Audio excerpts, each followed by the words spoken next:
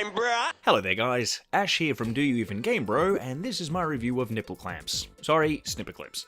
When I first encountered Snipperclips in January of 2016, I found it intriguing. It was an odd little sort of...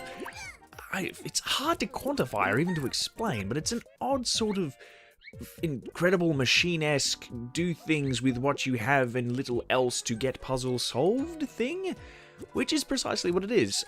It stars two oddly happy paper things and their drawn-on legs and no arms to speak of, who take great relish in chopping chunks out of each other. One of them seems to be vaguely female, the other one vaguely male, and the act of inserting each other into each other seems to be a great deal of fun for them.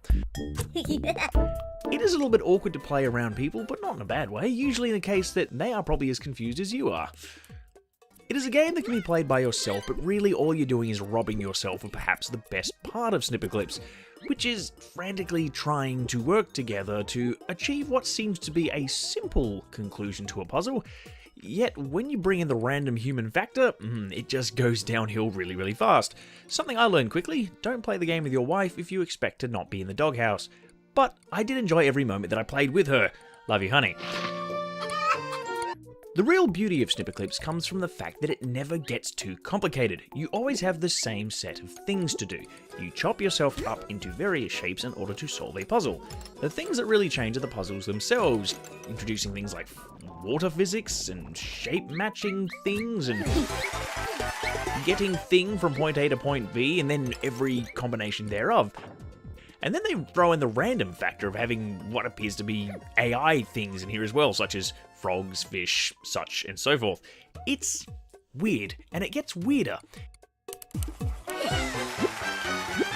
And right when you think that you've played every possible puzzle that you could imagine, they throw another thing into the mix that completely makes you question everything you've done so far. But still, all you do is chop each other up.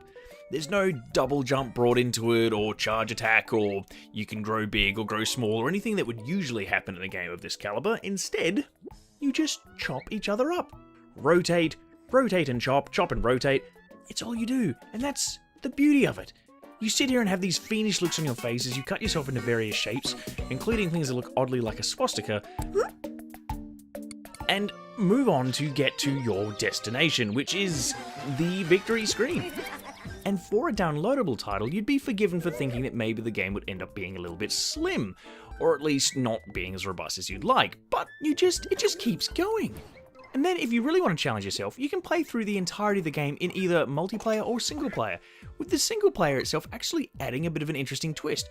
The game doesn't reconfigure itself to be single player friendly. Instead, it just has you control both the dudes, but changing between them. So now a puzzle that should be as simple as, hey, you stand here, I'll jump on your head, changes to, hey, I'll stand here and then jump on my head in order to do thing, but oh god, this is really difficult now. All in all, I give Snipperclips a solid 10 out of 10 nipple clamps, 7 out of 10 chicken crimpies, and whatever else you'd like to quantify it as.